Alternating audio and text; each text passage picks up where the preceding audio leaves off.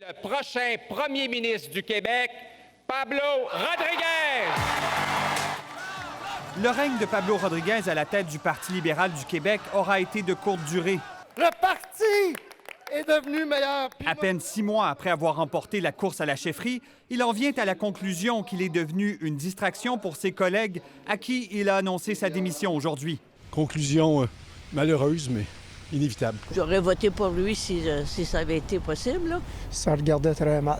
Je n'ai pas de commentaire. Okay. Au point de départ de la crise qui a provoqué sa sortie se trouve Marois Risky, exclu du caucus après avoir congédié sa directrice de cabinet.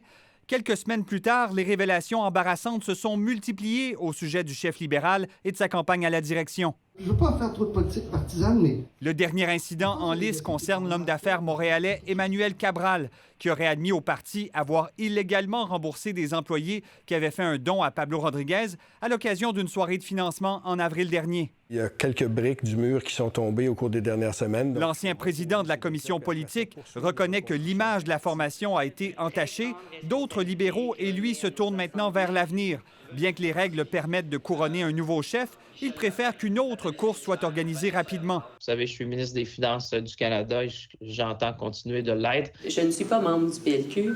Je ne suis pas intéressée. Des candidats potentiels, dont des ministres fédéraux, ont été approchés sans succès.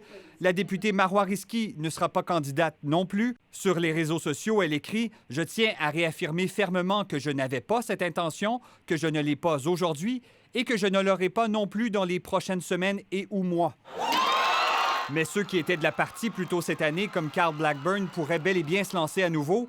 Dans une déclaration, Charles Milliard dit quant à lui « J'attendrai de prendre connaissance des choix de la direction du parti avant de prendre mes propres décisions. » Cette course à la chefferie serait vraisemblablement déclenchée au début de 2026, soit à la fin janvier ou au mois de février. Quant à Pablo Rodriguez, il doit expliquer publiquement les raisons de sa démission demain. Ici Sébastien Desrosiers, Radio-Canada, Québec.